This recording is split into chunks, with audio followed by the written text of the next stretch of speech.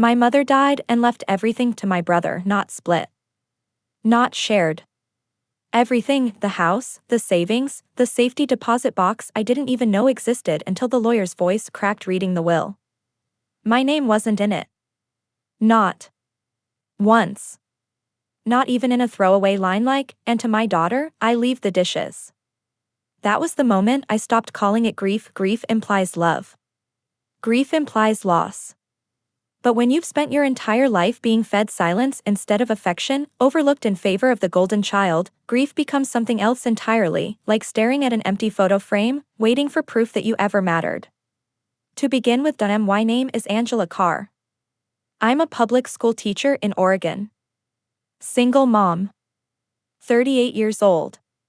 And I have spent the better part of the last decade taking care of my aging mother while my brother, David, posted Instagram selfies from ski resorts and wrote, "Family over everything," in his caption. So I brought her groceries.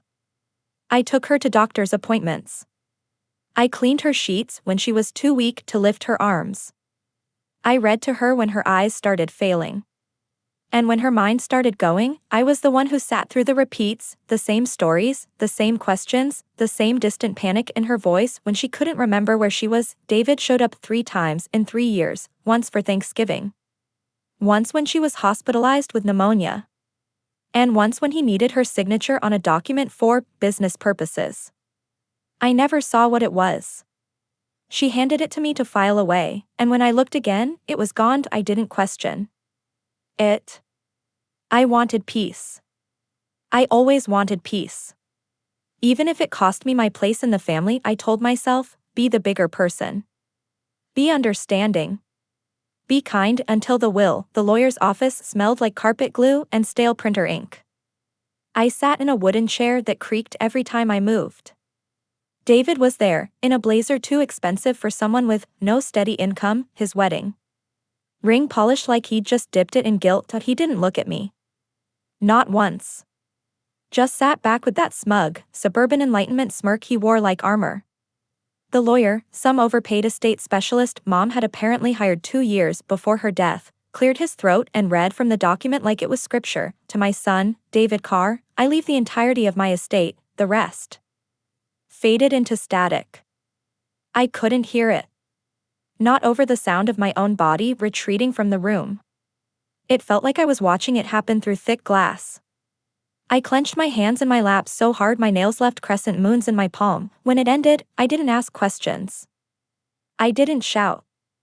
I just said thank you, stood up, and walked out, but I wasn't done. That night, I couldn't sleep. I sat in my kitchen in silence, staring at the photo of my mother and me when I was 7. We were on the porch. I was holding a birthday balloon. She was smiling at David. I realized something. You can't lose what you never had to. So I started digging, and the first thing I found was a power of attorney transfer. Signed by my mother 2 years ago. Right around the time David needed that business document. He'd gained control of her accounts while she was already declining mentally. Suddenly, things snapped into place. Why she stopped writing checks. Why she hesitated before answering questions about her money. Why she looked frightened when the mail arrived. It wasn't just favoritism. It was fraud, and I was done being quiet. I took a sick day the next morning. Told the school secretary I had a stomach virus, which wasn't a total lie. My gut was twisted in knots, but not from illness. From fury, I started with the basics. I called my mom's bank pretending to be her. I had all her details memorized. Birthdate, last 4 of her social security, even the name of her first pet. But the minute they asked if she could come to the phone, I froze. My voice cracked. I hung up. I wasn't ready. Not yet. Not to lie. Not to pretend. So I took a different approach. I pulled up the county clerk's site. I searched property transfers, trust documents, power of attorney filings. All public record. All there, if you know what to look for. David had filed a durable power of attorney exactly 26 months before Mom died. That document gave him full control of her assets. Her house. Her bank accounts. Her medical decisions, she was already showing signs of dementia then. I remembered the way she'd forget the burner was on, or how she'd ask about Dad even though he'd been dead 5 years. She once got lost walking to the mailbox. But her signature on the document? Flawless. Too flawless, I printed it out and stared at it for an hour. The letters flowed like her hand in her 20s, not the shaky strokes she had in her 70s. Something was off, though I needed help. But I couldn't go to a regular lawyer yet. I needed someone who understood elder law. Someone who didn't look at me like I was just another bitter daughter chasing a slice of the pie. I reached out to Linda Vargas. She was a mom at my school. Her daughter was in my 5th grade class last year. I knew she worked in family law. I just didn't know how deep she went. I sent her a message that night. Hi Linda. I know this is out of the blue, but I need to ask something sensitive. It's about my mom's estate and my brother. Something's not right. Can we talk? She replied in 5 minutes. Yes. Tomorrow. Coffee or office? We met at her office the next morning. She didn't waste time on pleasantries. Just poured us both a coffee, shut the door, and said, start from the beginning. I told her everything.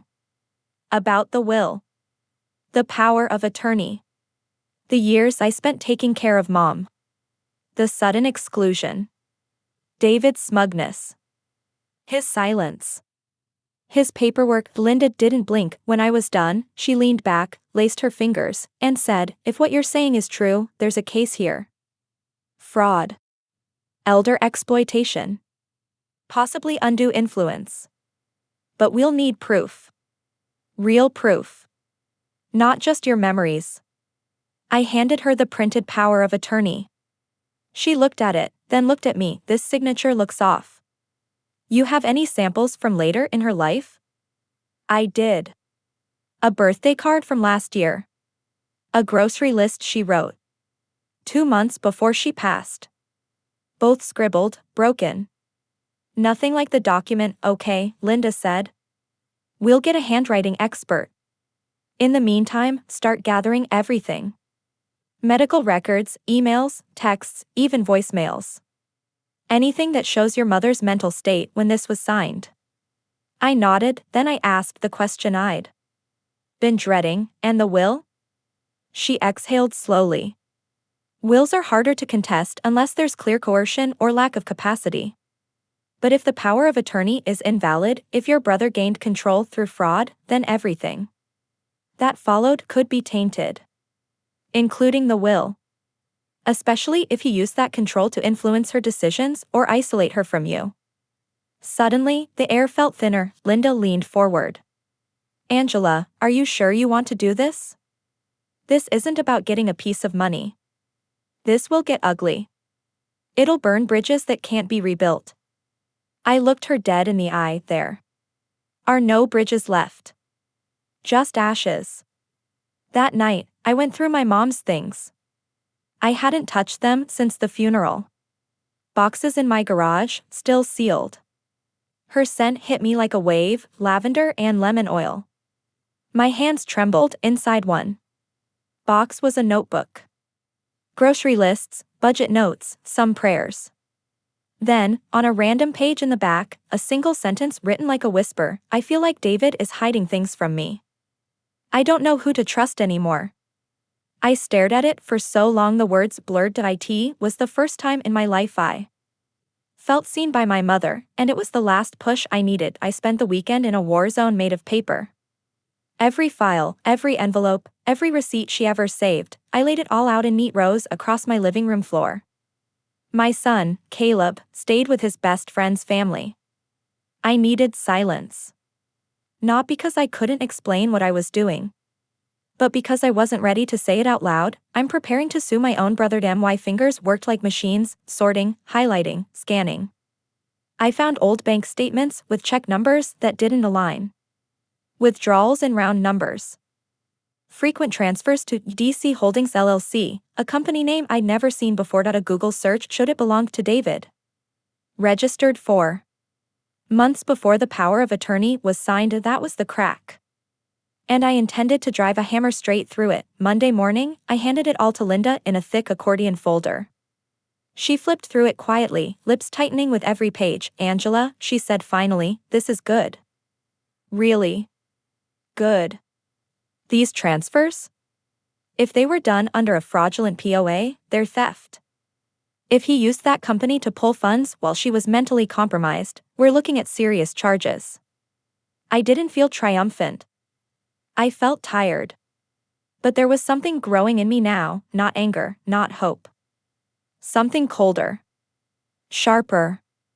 Purpose. Linda made a list: request medical evaluations from the months before the POA, contact a forensic accountant, hire a handwriting analyst, file a motion for discovery of financial records. "I'll file a motion to pause all estate proceedings while we investigate," she added. "If we can freeze the assets before your brother liquidates anything, we have a chance to recover most of it." It wasn't just about money anymore. It was about the truth. About not letting David rewrite the narrative. But the next blow came faster than I expected. That evening, I got a letter. Hand-delivered. From a law firm in Portland. David was suing me, defamation of character, emotional distress, intentional interference with inheritance. My hands shook.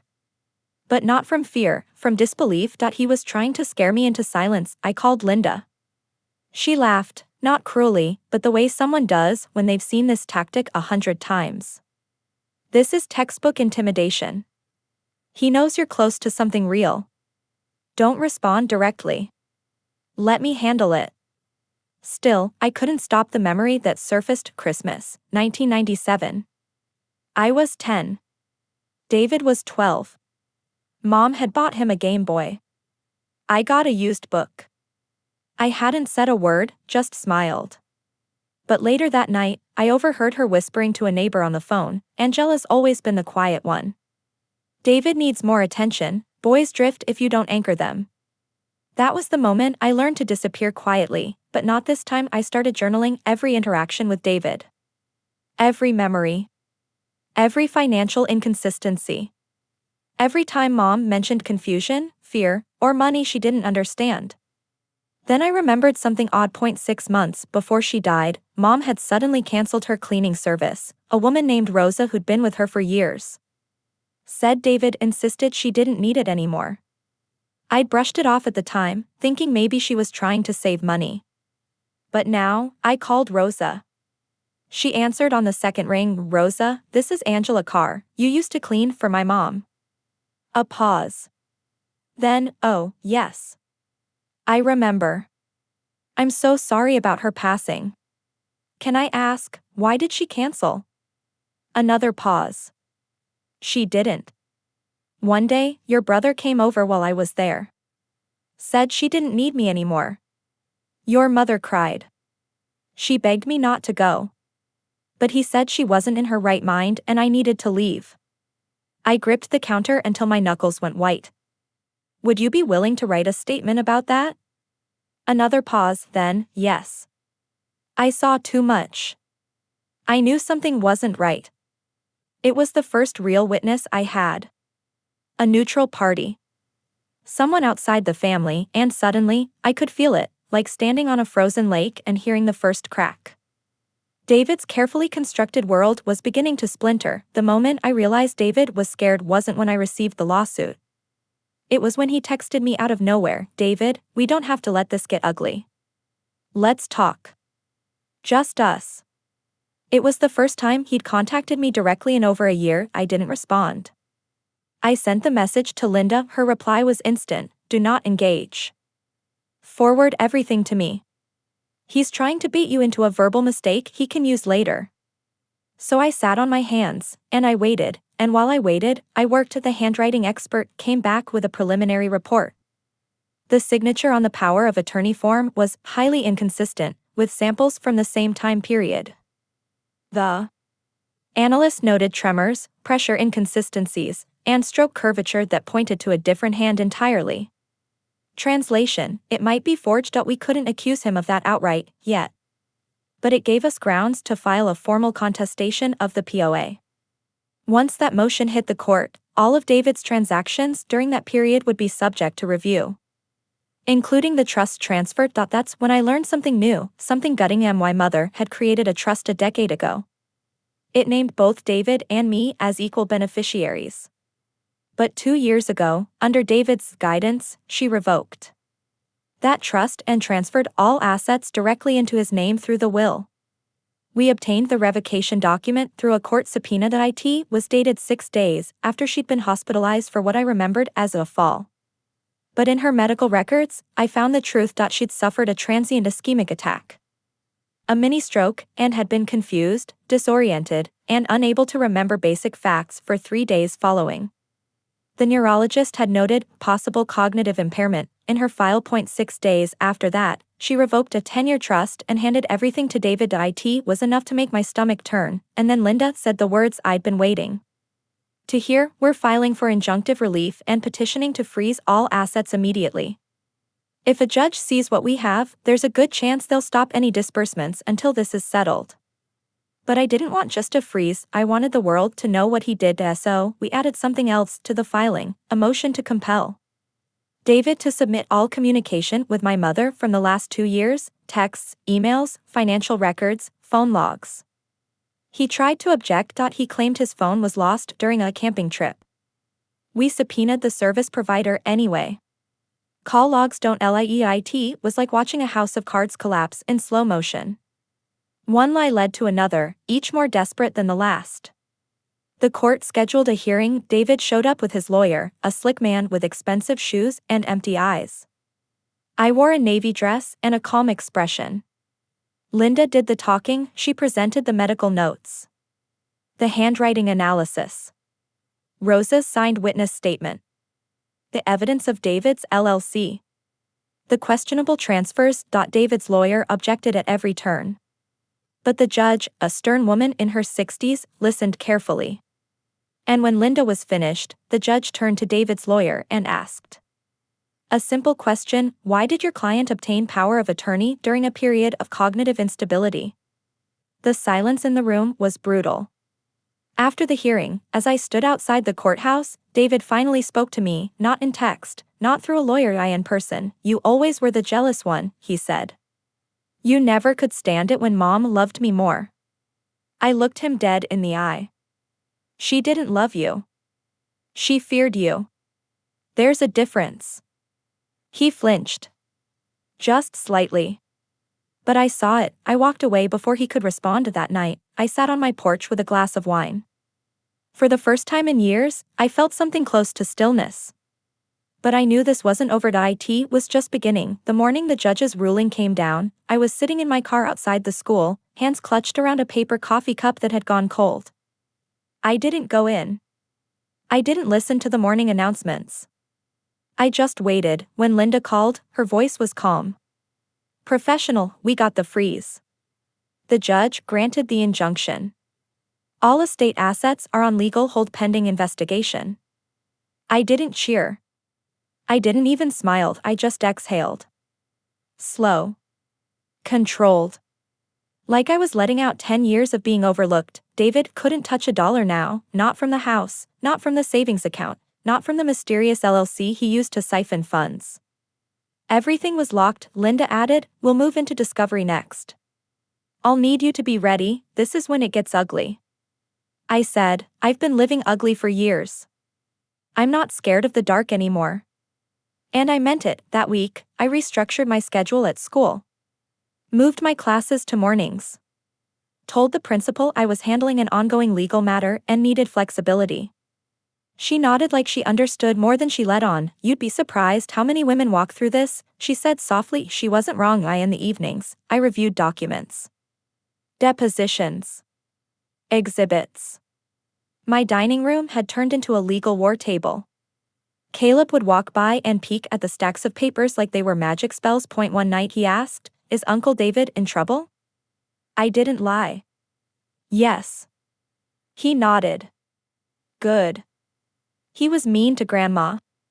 The next day, Linda forwarded me a series of redacted emails pulled from David's cloud backup. He had forgotten to disable sync.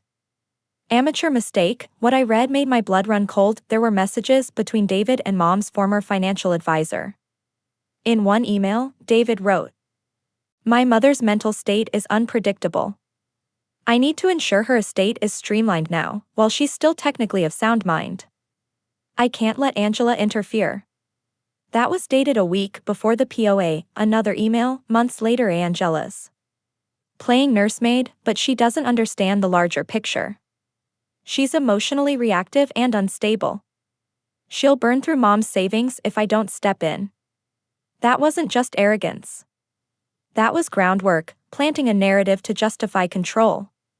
To cast me as untrustworthy before I ever knew. There was a war coming, and then came the final nail. A voicemail. Linda had subpoenaed David's call records, and one was flagged. It was from my mother's number, left on David's phone 2 months before she died. I braced myself before I hit play. David. I don't remember signing anything. Angela keeps asking questions, and I don't know what to tell her. Why are the bank statements going to your house now? Please call me. I'm scared. Her voice was fragile, but clear. Lucid and terrified. I cried for exactly 90 seconds.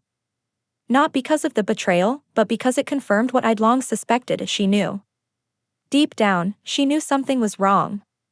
But she was trapped inside her own unraveling mind. After that, I didn't cry again. I requested copies of every statement redirected to David's address.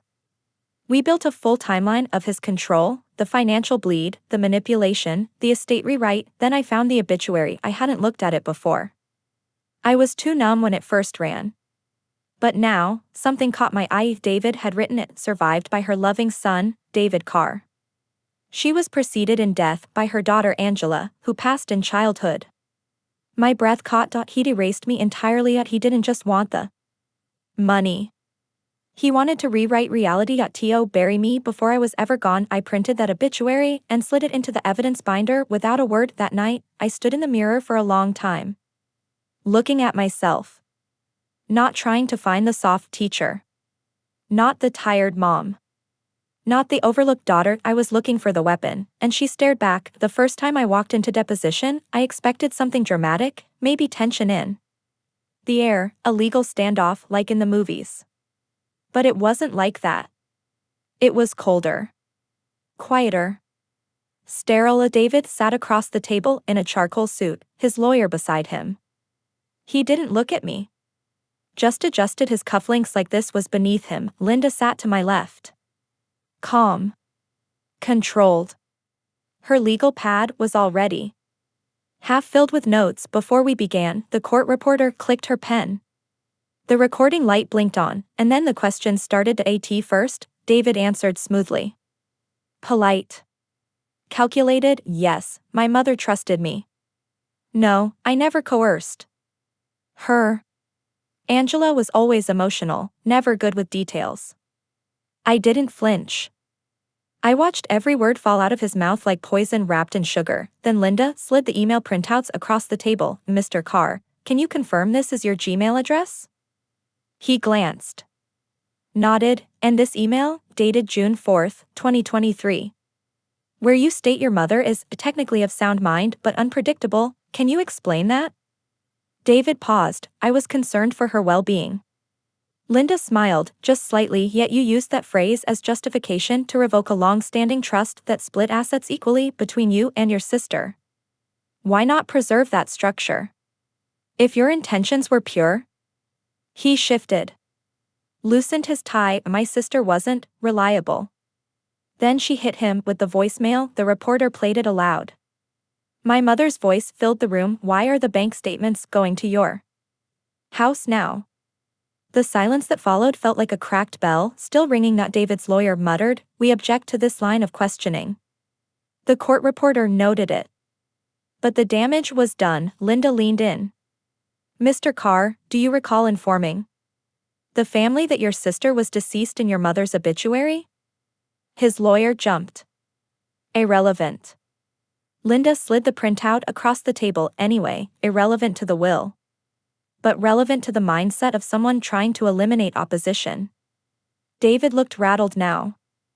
For the first time, his hands trembled slightly. I didn't speak. I didn't even blink, because I knew what came next. Linda closed her folder. That's all for today. But we will be requesting further subpoenas, especially relating to the dissolution of your LLC and the liquidation of accounts tied to your mother's social security number. As we left the room, David finally looked at me. But it wasn't with triumph or mockery. It was panic, barely veiled by disdain. You think this changes anything? He said under his breath. You're still just the bitter daughter. I smiled. But it didn't reach my eyes. No. I'm the one who remembered everything. That night, I found an old voicemail from Mom I'd saved years ago. Before the decline. Before the manipulation. She called me after one of Caleb's school performances. I'm proud of you, honey. You're a good mom. I know I never say it enough. That's all it was. A few quiet seconds, but it was real, and it reminded me why I was fighting. Not for money. Not for validation. Not even for revenge. Really, I was fighting to make sure someone like David couldn't write the story again. The next day, we filed to formally contest the will. On the grounds of undue influence, financial exploitation, and cognitive incapacity. Linda told me it wouldn't be easy. Will contests are uphill battles. Judges tend to favor the written document unless the evidence is overwhelming, but we had more than evidence that we had a pattern. A pattern of control. Isolation. Manipulation. Financial deceit. And slowly, we were dragging that pattern into the light. Meanwhile, I spoke to Caleb's school counselor. Made sure he had support. Explained, vaguely, that things at home were shifting. She nodded, eyes kind. You're doing right by him. She said. Even if it's messy. That night, I tucked Caleb in, and as I turned off the light, he asked, Did Grandma love you too? It took me a second, then I whispered, Yes, baby. She just forgot how to show it. I stood there a moment longer, watching him breathe, and then I walked back into the living room, to the files, to the fight, to the storm. I wasn't scared anymore. I had already been erased once. I wouldn't let it happen again. The moment things turned wasn't in a courtroom. It was in a bank. Linda and I had subpoenaed records from 3 institutions. 2 of them gave us the standard printouts, deposits, withdrawals, transfers. Clean. Predictable. The 3rd one gave us everything. Buried in the statements from a regional credit union in Eugene was a series of odd cash withdrawals, each just under $10,000. Made monthly. Always on a Friday. Always from the same location, a branch 45 minutes from my mom's house. She hadn't driven in 2 years, and the withdrawals started shortly after David took power of attorney. We pulled the security footage. It was David. Every time. Baseball cap, sunglasses, and a check signed by my mother. Only some of the checks weren't in her handwriting. And one wasn't even signed, just stamped with her signature. That was the mistake. Stamping a signature without legal authorization is fraud. Especially when you're using a stamp on a blank check for cash. Linda sent a preservation request immediately. We didn't confront him yet, not until we had the forensic accountant's final report, and when it came, it was damning. Over $180,000. Had been moved in less than 2 years. Most of it through his shell LLC, then into personal accounts, and eventually into payments for property renovations, at a house owned by his wife. He wasn't just skimming. He was laundering. That changed everything. With this report, we could now open a parallel track, criminal referral for financial elder abuse. Linda sent the packet to the district attorney's office with a recommendation for further investigation. We weren't banking on charges, but the threat alone was enough to shift leverage. Then came the hearing. It wasn't a full trial, not yet. It was a motion hearing to determine if the will could be paused while the contestation moved forward. David tried to delay. Claimed his lawyer had a scheduling conflict. The judge didn't buy it, and in that courtroom, something happened I hadn't expected. David lost control. When Linda presented the financial report, he stood up, unprompted, and blurted out, "This is a family matter. Angela is twisting everything."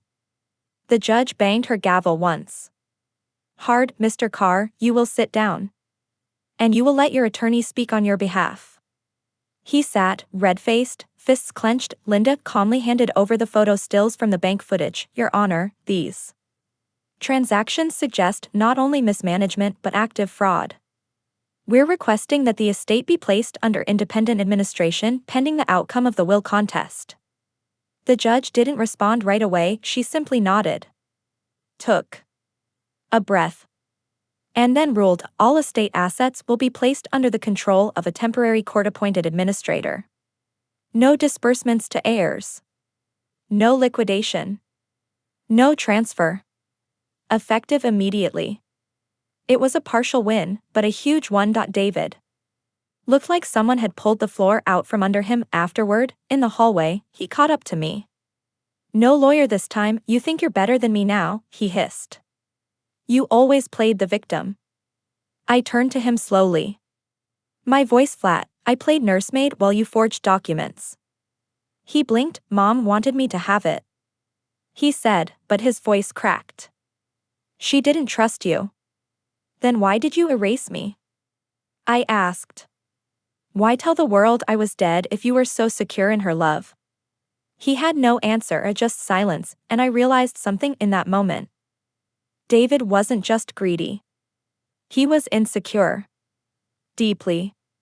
He'd spent his life manipulating everyone around him, trying to stay on top of a pedestal he never earned, and now it was crumbling. That night, I slept for 7 hours straight for the first time in months, not because it was over, but because I knew I wasn't alone in this anymore. The system of slow, flawed, human, was finally seeing what I'd lived through, and I wasn't afraid to keep going. 3 weeks later, I walked into the office of the court-appointed estate administrator, a silver-haired woman named Melanie Strauss, with the quiet demeanor of someone who had seen the worst of family betrayals, and no longer flinched. She motioned for me to sit. Her voice was soft, but direct. I've reviewed the documents your attorney provided. This is one of the more egregious cases I've seen involving intrafamily control and financial misdirection. I nodded. I didn't need sympathy. I needed results. Melanie continued, Mr. Carr has attempted to obstruct our inquiries. He failed to disclose 2 active accounts in his mother's name. Both were discovered through subpoenaed tax records. We've frozen those 2. She slid a paper across the table, a summary of assets under freeze. The final number? $721,000. House included, and for the first time, I let myself feel a flicker of something like justice. Not joy. Not triumph. But a quiet acknowledgement that I hadn't been crazy. I hadn't been dramatic. I had been right. Melanie looked me in the eye. I want you to understand something, Ms. Carr. If we can prove intent to defraud, you won't just contest the will. You could have grounds to reverse the transfer of assets altogether. Possibly even recover punitive damages. I exhaled then. I said what I hadn't dared to say out loud until now, I'm not here to get revenge. I'm here to rewrite the story before it's set in stone. My son deserves to know that silence isn't the same thing as consent. Melanie nodded once, we'll need you to testify. I didn't hesitate. When? That evening, David's wife, Sharon, messaged me that we hadn't spoken in years. She'd always been polite but distant. I assumed she believed his version of me, bitter, fragile, the underachieving little sister who never let go of childhood slights. Her message was short, I didn't know. I just saw the documents. I'm sorry. He lied to me too. I stared at the screen, unmoving. Then, if you need me to testify, I will. I replied, you just did. The next day, Linda and I met with the DA's office. They had reviewed the files and opened a formal inquiry. That didn't mean charges were guaranteed, but it meant David was officially under investigation for elder financial abuse and fraudulent use of power of attorney. 2 felonies. It was a strange feeling, knowing the man who had erased me from my mother's obituary might end up behind bars, but I wasn't after a cell, I was after the truth, and I wanted it preserved in the only way that mattered in this world, legally. We added a new motion to the case, petitioning for reinstatement of the original trust. The one where Mom left everything equally to both of us. If granted, it would override the contested will. Linda was cautious, judges don't like overturning wills unless there's overwhelming evidence. But we're close. especially if we can prove David exploited her capacity after the stroke. That's when I remembered something I hadn't thought about in months. A journal. My mom's, hidden in the box of old Christmas decorations. I found it that night, buried between brittle tinsel and dusty ceramic angels, and on a page dated just after her hospitalization, written in the shakier scrawl she developed late in life. David says not to trust Angela anymore. But I think I'm just confused. My thoughts feel like fog. I miss my own mind. I wish I could remember what I signed. I copied the page. Scanned it. Send it to Linda. One more stone in the avalanche. The next hearing was scheduled. David tried to delay again. Claimed he needed more time for discovery. The judge denied it, and in the hallway, I saw something I hadn't seen on his face before. Not arrogance. Not anger or fear, and not of me, but of consequences, and I knew then, he finally realized he was no longer in control of the story. There's a moment in every war, not when you win, but when you know your enemy has already lost. For me, that moment came at sunrise, 2 days before the next hearing. I was making pancakes for Caleb. He was humming. Outside, the sky was lavender and gold. I hadn't checked my phone yet, hadn't touched a legal brief. Just as I poured the last circle of batter, I looked out the window and saw it of for sale, a sign on David's lawn, his house. His fortress, going up for sale. I didn't say anything to Caleb. Just turned off the burner and watched the sign swing in the morning breeze. David was cashing out. Linda confirmed it hours later. He's liquidating. Quietly.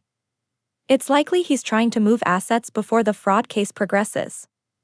But because of the estate freeze and pending will contest, any movement of funds tied to the estate, even tangentially, could be interpreted as obstruction.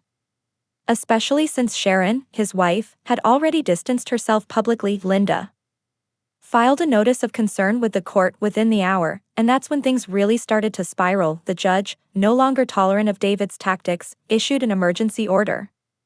His personal accounts were now under review. All communications had to be preserved. And any asset transfer without court approval would be considered contempt. David's lawyer tried to push back. But the judge had seen enough. A hearing was set, not just for the will, but for potential criminal referrals. David was cornered. That same night, I sat down with Caleb to explain what was happening. He was only 11. I didn't want to burden him, but I didn't want to lie either. Uncle David did something wrong, I said gently. Something that hurt Grandma, and that tried to hurt us too. Caleb nodded slowly. Are you mad at him? I thought about it. Then shook my head. No. Not anymore. I'm done giving him space in my heart. Then Caleb looked at me with eyes too old for his age. Are we gonna be okay? And I smiled. Yeah, we already are. The next morning, a letter arrived at my door, not from David, from the court. It was a notice confirming that the original trust, the one written a decade ago, was found to still be legally valid under Oregon law because the revocation had been improperly executed and filed during a period of questionable mental capacity. In simple terms, the trust stood, the will contested, the assets to be divided equally between David and me, unless fraud could be proven. If that happened, he could lose his share altogether. Linda called me, her voice steady. This is the fulcrum. We push now, or we let the system settle it on its own. If you want full control of the estate, if you want to disinherit him completely, you have to testify. Publicly. Under oath. No shielding. I didn't hesitate. I'll do it. The day I took the stand, the courtroom was quiet. Still. Even the air felt like it was holding its breath. I sat in the witness chair, hand raised, sworn in, and then I told the story, not the legal version. Not the paperwork, the lived version. The Friday mornings when I cleaned Mom's bedpan while David booked golf trips. The birthdays she forgot because he withheld her calendar. The fear in her eyes when bills came she didn't understand. The night I found her journal and realized she'd been doubting herself long before the stroke. I spoke slowly. Clearly. No tears. No tremble. When I finished, there was silence, and in that stillness, I saw it. The judge's eyes softened. Focused. believing David wouldn't be able to talk his way out of this. His empire, built on forged trust and manipulation, had been turned inside out, and I was still standing, not broken, not erased, present, powerful, and ready to end this. The next morning, I received an email with the subject line, Proposed Settlement Agreement, Car versus Car. David was trying to cut a deal. The offer was laughable. He wanted to keep the house, retain the majority of the liquid assets, and proposed I receive a modest, family reconciliation, sum of $85,000, contingent on signing a full release of all claims, both civil and criminal. I didn't even forward it to Linda. I just replied with 2 words, absolutely not. I think that was when he finally understood. I wasn't bluffing. I wasn't grieving.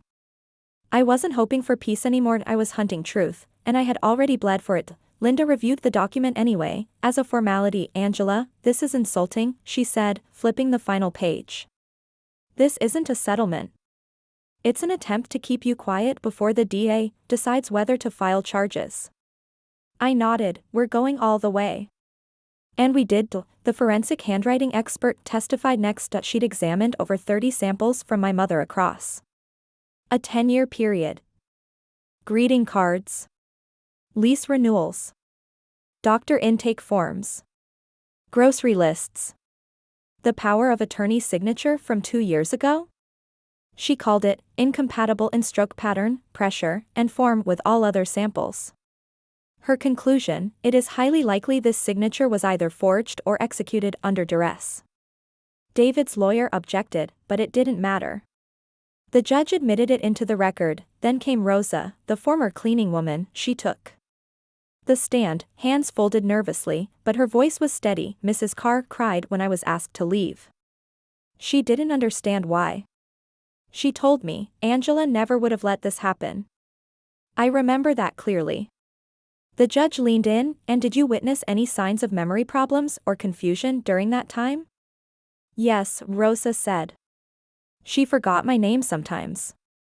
She asked what day it was. She was scared.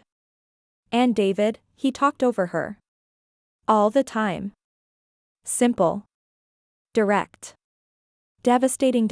Outside the courtroom that day, Sharon approached me again. She looked hollowed out, like someone who had just come back from war. I've filed for separation, she said quietly. I don't want to be part of this story anymore. I didn't know what to say, so I just said, thank you. She looked away. He lied about everything. Even to me.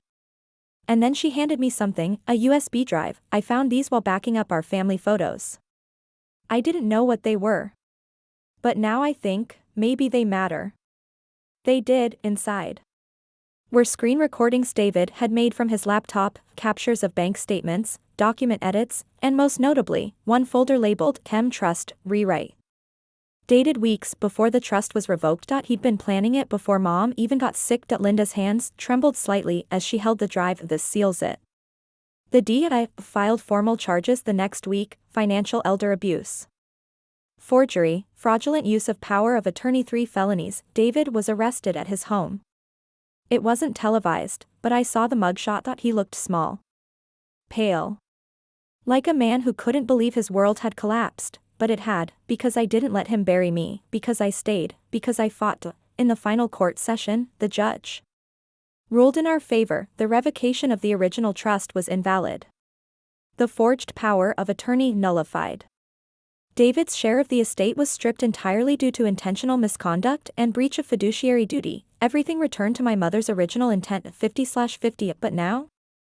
I got it all. David was disinherited. I was awarded full control of the estate, the house, the accounts, the remaining assets, everything, but most of all, I got my name back, not in money, not in property. In truth, people think victory feels like fireworks, but that's not true. Real victory, the kind you bleed for, feels like silence. A stillness that sinks into your bones and finally lets you exhale. I stood in my mother's living room the day after the ruling. The air was musty, the furniture covered in white sheets like ghosts of a life interrupted. The last time I'd been in that house was the night before her funeral. That night, I'd cried quietly in the bathroom while David entertained the few remaining family friends, already acting like the patriarch. Now he was facing criminal charges, and I held the keys. The court gave me full authority as executor under the reinstated trust. Linda arranged a security audit of all remaining accounts, and the estate administrator officially stepped down. I was in control now. Not out of vengeance, out of necessity. The house was still worth over $500,000. I could have sold it. I could have stripped it bare and walked away with a tidy sum, but instead, I walked from room to room slowly, touching walls, opening drawers, collecting the fragments of a life that had never fully included me. I in the back of the upstairs closet, behind a stack of holiday boxes, I found something unexpected, a shoebox labeled Angela, don't throw away. Inside were letters, unsent, dozens of them, all in Mom's handwriting. Some dated back years. Some were incomplete, others full of crossed-out lines and rewritten phrases. Some were apologies. Some were attempts at explanations. Some just lists of things she remembered, my favorite snack as a child, the name of my first pet, my birth weight that she'd been trying, even if she never showed it. Even if she failed, that she'd been trying in her own broken way. I sat on the floor of that closet for over an hour, reading until the ink blurred, not crying, not forgiving, just understanding, and that was enough. The next few weeks were full of legal wrap-up. David's trial was scheduled 6 months out. He was out on bail, but with severe restrictions.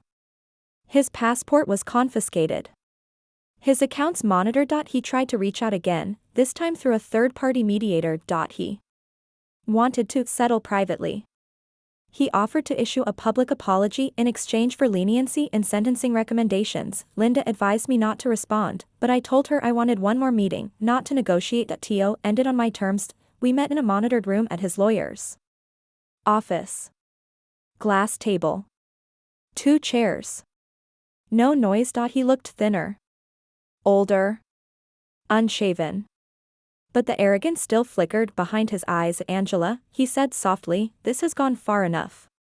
I didn't sit. I placed a single sheet of paper on the table. The IT was one of Mom's letters, the one where she wrote, David always needed more than I could give. Angela always asked for less than she deserved. His eyes scanned the line. His face twitched. Then I spoke. You could have had half. You could have had peace. You chose control. And you lost everything. He started to speak. I raised my hand. This isn't a conversation.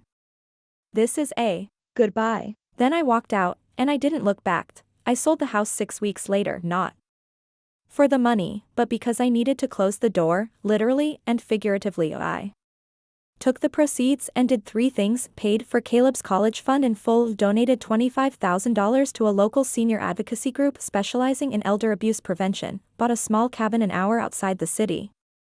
Quiet. Peaceful. Ours. I framed one of Mom's letters and hung it in the hallway. I don't know how to say sorry, but I remember the sound of your laughter. I hope one day you'll forgive me for forgetting how to listen. Some nights, I read it. Some nights, I let it sit untouched. Both are healing, because healing isn't about forgetting, it's about finally choosing your own ending point. 2 months after the ruling, I received a call from the district attorney's office. David had accepted a plea deal that he would plead guilty to financial elder abuse and fraudulent use of power of attorney. The forgery charge had been dropped, not for lack of evidence, but in exchange for full financial restitution, public admission of guilt, and 5 years of probation, with a suspended 2-year sentence that he wouldn't serve jail time unless he violated probation. Some might have called it mercy. I called it containment, that he'd never be able to open a financial account without disclosure. Never be able to serve as executor, trustee, or hold POA over anyone again. He was flagged in every database that mattered. His reputation, polished, curated, hollow, had caved in, and the world now knew the truth. A statement was read publicly in court by the DA. The state acknowledges that Mr. David Carr engaged in systematic financial exploitation of his mother while she was experiencing cognitive decline, and used fraudulent legal instruments to obtain exclusive access to her estate. His actions constituted a severe breach of both familial and legal trust. David sat expressionless while it was read. I didn't attend. I didn't need to. I already had what I came for. In the weeks that followed, things got quiet, almost too quiet. I kept waiting for the old patterns to return, the hypervigilance, The weight in my chest, the need to be 10 steps ahead, but it didn't come. Instead, I found myself walking slower. Sleeping deeper. Laughing more, not a lot, but enough to notice. One night, I took Caleb to the cabin. We made a fire. Roasted marshmallows. He talked about a girl at school he liked, and I listened, really listened. Not with my mind half on court filings or legal strategy. When he went to bed, I sat on the porch and stared up at the sky, and for the first time in what felt like years, I let myself imagine a future, not a courtroom. Not a fight, a future. Linda and I still talked, though not as often. She called me one afternoon just to check in. "You were one of the strongest clients I've ever had," she said. Not loud. Not bitter. Just precise. "You made this case undeniable." I smiled into the phone. I wasn't trying to be strong. I just refused to disappear. She paused, then said, "You'd make a damn good advocate, you know." I laughed. One more at a time. But her words lingered. That a month later, I signed up for a certification course in elder law advocacy. Not to become a lawyer, that wasn't my path, but I wanted to help women like me, the quiet ones, the ones no one believed until the receipts stacked too high to ignore. I volunteered part-time with the senior advocacy group I donated to. Helped families understand POA documents, warning signs of coercion, how to protect their loved ones before the decline became exploitation. It didn't undo the past, but it gave it purpose. David never apologized. Not directly, but a letter arrived, through his attorney, 6 months later, short. Cold. Clinical. "I acknowledge that my actions caused harm. I accept the consequences. I will not contact you or your family again. Consider this final." I didn't frame it, I didn't burn it, I just filed it away, evidence that even cowards can be silenced when the system finally listens. That was enough. I wasn't angry anymore, I was clean. The summer after everything ended, Caleb and I planted a garden behind the cabin. At it wasn't big, just a few raised beds, some tomatoes, peppers, wildflowers. But it was ours. It was real. It grew from the dirt I now owned, untouched by deceit or stolen signatures. There was something healing about putting your hands into the earth. About deciding what grows and what doesn't. For so long, I'd been forced to live inside other people's stories, my mother's silence, David's schemes, the lawyer's words. Now, I got to write my own. Each morning I'd walk barefoot onto the dew-wet grass, coffee in hand, and listen to the birds. Not because I was looking for peace, but because I'd earned the quiet. Legally, the estate was now closed, all assets had been distributed per the original trust. Taxes filed. Probate settled. I received several letters from extended family. Cousins, great-aunts, people who had heard versions of the story and suddenly remembered I existed. Some offered sympathy, some offered silence, only one mattered. A letter from Aunt Celia, my mother's older sister. We hadn't spoken since I was a teenager. Her handwriting was still as elegant as I remembered. I suspected David was pushing her around. "But your mother wouldn't talk about it. I'm sorry I didn't reach out sooner. She loved you, Angela. In her own complicated way. I hope one day you'll believe that." I folded the letter and placed it inside the box of Mom's journals, not because I fully believed it, but because I wanted Caleb to see one day that the past didn't have to be rewritten, it could just be placed gently in its place. David's sentencing went forward without fanfare. 5 years probation. Restitution finalized. His professional licenses, in real estate and finance, revoked.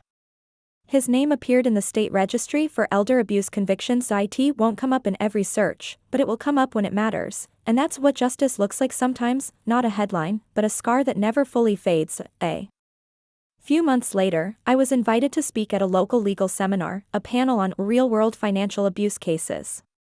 Linda had submitted my story with my permission. I sat in front of a room of attorneys, caseworkers, and caregivers, and I told the truth, not the courtroom truth, the truth of what it feels like to be erased. The ache of invisibility.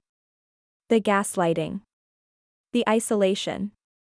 The strength it takes to piece together a broken narrative when everyone insists you're imagining it. After I spoke, a woman in the back stood and asked, "What advice would you give someone who suspects this is happening to them?" I didn't hesitate. Document everything. Don't wait for someone else to validate your instincts. Paper doesn't lie, even when people do. And when you finally confront it, be prepared to walk alone for a while. But you won't stay alone. The truth attracts light. Eventually, someone will see you. There was silence, then applause, but I didn't need it, because I'd already heard the only voice that mattered, my own, and I wasn't done using it. 6 months after the estate closed, I received a message through the Senior Advocacy Center. A woman, mid-40s, caregiver for her mother with early-stage Alzheimer's, was being quietly pushed aside by her older brother. Familiar story, sudden paperwork changes, secret meetings with attorneys, family friends going silent. She wrote, "I don't have proof yet. Just instincts. But I'm terrified I'm already too late." I invited her to meet me for coffee. She looked exactly how I had looked 2 years ago, tired but alert, heartbroken but holding it in. That tight, careful look women wear when they know they're about to be dismissed again. She brought a small binder of documents. A mess of statements, emails, scribbled notes. I didn't give her a pep talk. I just pulled out a pen, flipped through the pages, and started highlighting that's what justice looks like now, not in courtrooms to kitchen tables. Over coffee. In quiet rooms where women come back from the dead and decide they won't go quietly again. I never responded to David's last letter. I never reached out after his sentencing. I could have tried to understand him. Asked the questions I used to cry into my pillow about, why did she always choose him? Why did he need to erase me? But those questions weren't mine anymore. They belonged to a version of me that didn't survive this war, and that's the truth no one tells you about revenge. It doesn't restore what was lost. It builds something new over the ashes. It doesn't make them suffer the way they made you suffer. It makes sure they can't do it again. That's enough. Caleb and I were driving home from the cabin one weekend when he asked me something unexpected. "Do you ever miss Grandma?" I hesitated. Then answered honestly, "Sometimes I miss who she tried to be." Before it all fell apart. He was quiet for a second, then, "Do you forgive her?"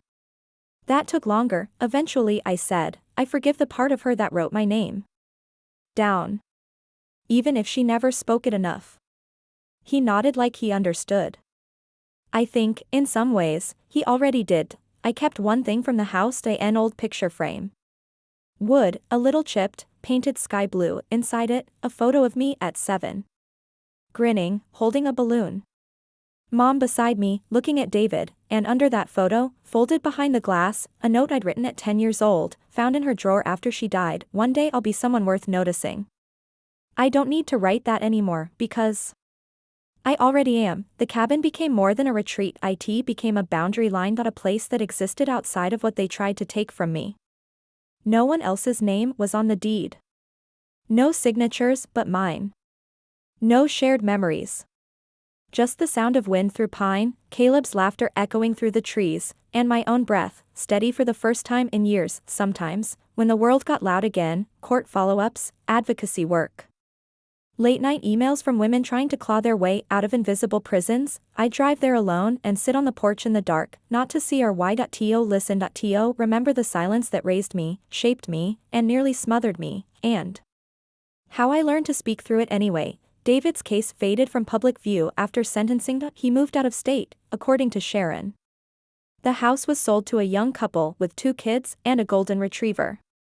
I drove by it once, just once, on the way back from a training seminar in Portland. The swing in the front yard was gone. So were the hedges I used to trim when Mom got too tired to garden. The family had painted it pale green. It didn't look like hers anymore. It didn't look like mine either.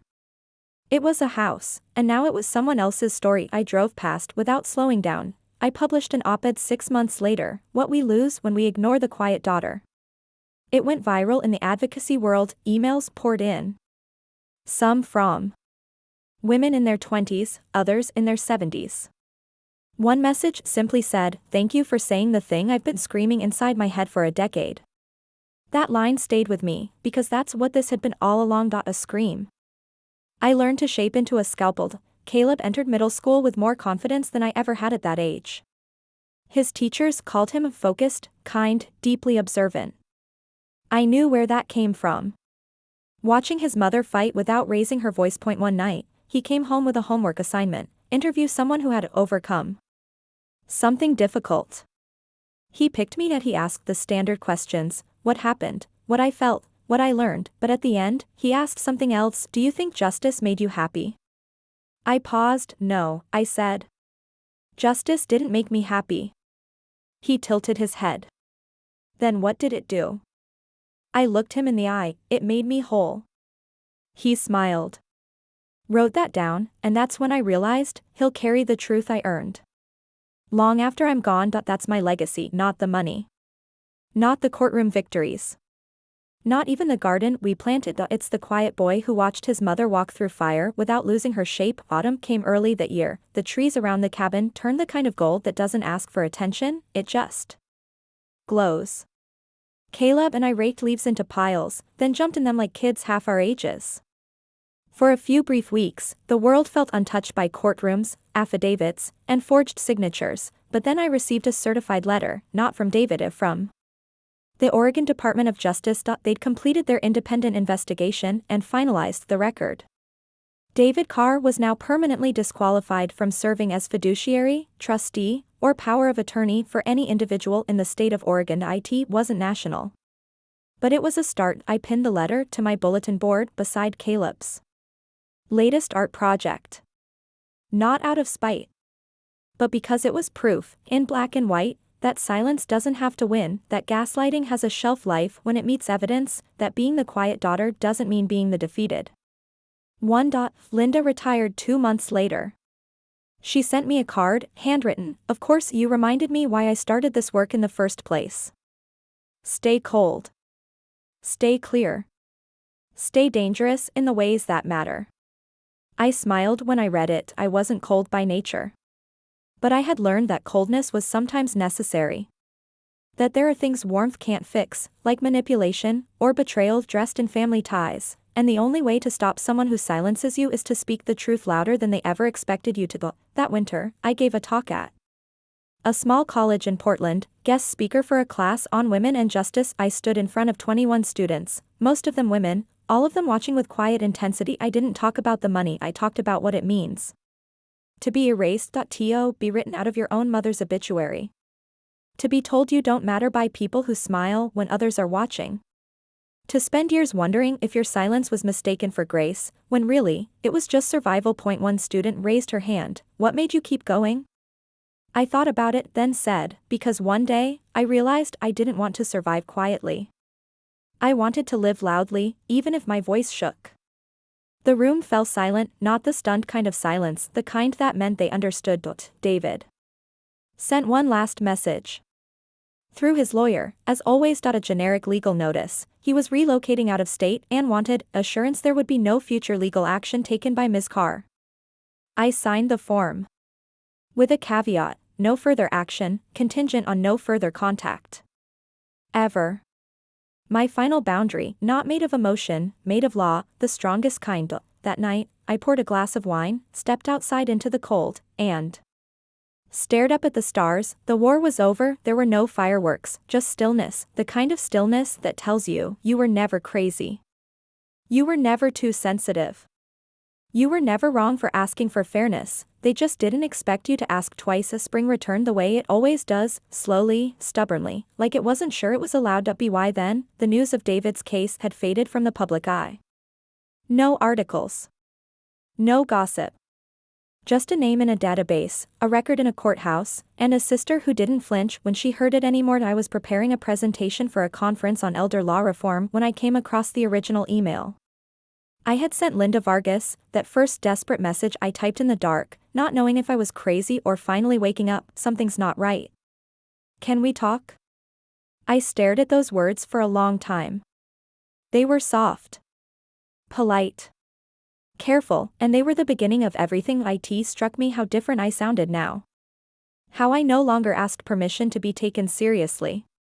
How I no longer explained myself before getting to the point. That shift didn't come overnight. It came from trial dates, depositions, silence turned into statements, gaslighting turned into hard evidence. It came from winning the war one paper cut at a time. I flew to Los Angeles that month for the conference. Stayed in a modest hotel, wore a black blazer I bought with the first check from the estate. No luxury, just armor. When I walked onto the stage to speak, the room was quiet. Law students, social workers, attorneys. Some scribbling notes. Some just staring. I didn't talk about David by name, I talked about the process, how families weaponize silence. How women are taught to doubt their instincts. How a proof becomes the only language the system understands, and how we learn to speak it fluently. Afterward, a young woman with tear-reddened eyes stopped me in the hallway. My dad did the same thing to my grandma, she whispered. And no one believed me. Until now. I didn't hug her, I didn't need to, I just looked her in the eye and said, start writing everything down. Because I knew what was coming, and I wanted her ready. The cabin was blooming by the time I returned. The wildflowers Caleb and I planted last summer had come back stronger, thicker roots, brighter petals. He met me at the door with a new drawing, a tree with roots shaped like words. He'd written one in every root: truth, boundaries, quiet, strong, still. Enough. I swallowed hard. You made this? I asked. He nodded. I wanted you to see what you are. Not who.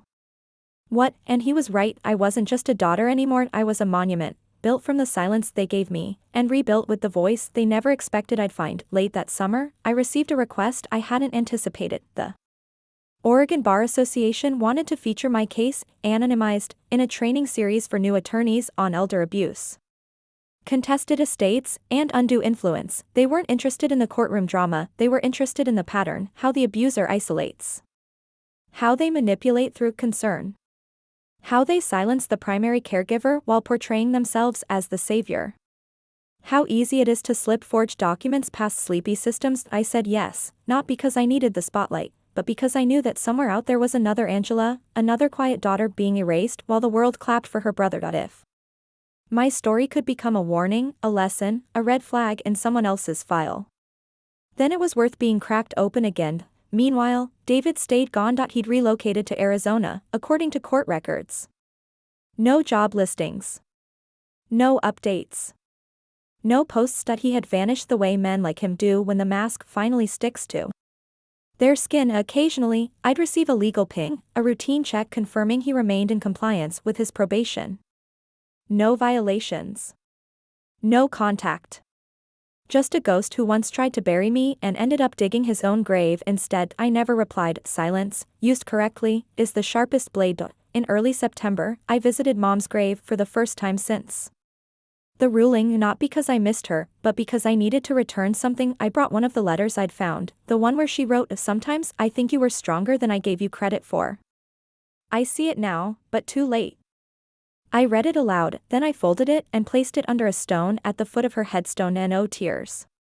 No speeches, just a quiet offering. I didn't forgive her, but I no longer needed her to see me, because I saw myself now, fully. That evening, I and Caleb watched the sun set from the back of the cabin. He leaned his head on my shoulder. I'm glad it's over, he said. Me too, I whispered, and then he said something that lodged itself deep in my chest, but even if it wasn't, I know you'd still win. I turned to look at him. Why do you think that? Because you never give up, he said. You just get quieter. And smarter. I smiled. He was right. It wasn't rage that saved me. It was the stillness, the cold, the clarity, and the refusal to be erased. By the 1-year mark, people had stopped asking about it. Friends who once whispered, "How's the case?" now asked about my garden. Coworkers who sent cautious texts during depositions now waved casually in the hallway. Even Caleb, who used to tense at the mention of Uncle David, had moved on to middle school drama and soccer goals. That's how healing works, not like a thunderclap, but like moss slowly covering a scarred stone. And yet, I hadn't forgotten. I didn't live in that trauma anymore, but I had built my life with it in the foundation. Quiet. Strong. Unshakable. I had taken every lie, every forged document, every condescending smile, and turned it into something that couldn't be destroyed, a version of myself I respected. The nonprofit I donated to invited me to join their board. I said yes. At the first meeting, I sat across from retired judges, advocates, financial analysts, all professionals with decades of experience, and yet, when I spoke, they leaned in, because I wasn't there to theorize, I was there to tell them what it felt like when a doctor writes, possible cognitive decline, in your mother's chart and no one reads it, what it sounds like when your brother tells a court. You're too emotional to be trusted with the truth, what it means to stay calm while you're being erased, and fight anyway, and they listened, not because I had credentials, because I had survived, and I had receipts. David's probation officer called me once more that fall, routine check-in. Dry voice. He confirmed David was complying. No violations. No contact attempts. I thanked him and hung up, then deleted the number. That part of my life was done. David Carr would never reach me again, not legally, not emotionally, not in memory, yet he was a closed chapter. Not ripped out. Just sealed, archived. Under what happens when you underestimate the quiet one. That winter, I stood in front of a group of social work students. One asked, "What was the most important decision you made during the process?" I didn't even need to think, refusing. The first apology that wasn't real. Because that's the trap, a half-hearted sorry designed to shut you up, not lift you up. I never wanted revenge, I wanted the erasure to end, and it did. The day the final paperwork arrived, confirming the estate had been fully dispersed. The taxes cleared, the court records sealed, I made no announcement. I just sat at the kitchen table, signed my name on the last line, and slid the folder shut. Then I made tea, and for the first time since it all began, I didn't think about David at all. Not once. 1 year, 7 months, and 13 days after my mother's will was read, I stood in a courtroom for the last time, not as a plaintiff. Not as a witness, but as a guest speaker. The local bar association had invited me to speak during a continuing legal education panel, a discussion on the future of elder law, estate disputes, and the weaponization of silence inside families. They wanted my perspective. What they got was a truth most people still don't want to say out loud, that predators don't always look like villains. Sometimes they wear nice watches and call their mothers every Sunday, that courts aren't built to protect you until the damage has already been done, that emotional abuse, financial manipulation, and psychological rewriting are real, even when the abuser shares your DNA. I stood behind the podium and let the words land, one by one, not with anger, but with precision. By the end, no one clapped, they just sat there, quiet, absorbing the cold weight of what I'd laid bare, and that's when I realized, I no longer needed applause. I didn't need validation, the silence was enough, because this time, it was their silence, not mine. Afterward, a young attorney approached me. Nervous. Gripping her notepad, "I had a case like yours last year." The daughter tried to speak up. No one believed her. I think I gave up on her too soon. I met her eyes. "Don't let that happen again." She nodded. "That's how legacy works, not in money, in memory, in making sure the next woman who speaks doesn't have to shout just to be heard." I drove home that night with the windows down. The wind was cold, sharp, alive. The cabin, Caleb was already asleep. A book on his chest, his mouth slightly open, the soft sound of his breath anchoring me to the present. I walked through the house slowly, touched the windowsills, smelled the air, and then I opened my laptop, typed the last page of a personal essay I hadn't been brave enough to finish. I am the daughter you tried to forget. The sister you underestimated. The mother who rewrote the story. You don't know me anymore. And now, you never will. I hit save, closed the screen, stepped into the dark, and felt nothing but peace. I used to think silence was safety, that if I just stayed calm, stayed small, stayed helpful, the storm would pass over me and strike somewhere else. I thought if I kept the peace long enough, someone would reward me with acknowledgement, with fairness, with love. But silence doesn't save you, it erases you, and no one notices until you're already gone. This story wasn't about revenge. Not really. It was about resurrection. About clawing my way back from the grave my own family tried to bury me in, the one lined with pretty lies, legal paperwork, and a carefully crafted image of the unstable daughter. I was never unstable, I was just inconvenient, too observant, too willing to ask, why? Too unwilling to let manipulation pass as love, and when I finally stood up, armed not with rage, but with receipts, they didn't know what to do with me. Because I didn't scream, I strategized, I didn't collapse, I documented, I didn't beg, I filed, and in doing so, I didn't just reclaim an inheritance, I reclaimed my name, my identity, my voice. David will live the rest of his life knowing he lost to the sister he tried to erase, but more importantly, I will live the rest of mine knowing I never disappeared. I was here the whole time, waiting, watching, becoming something he never expected, the ending he couldn't control. I didn't destroy them. I made sure the truth did, and then I walked away untouched.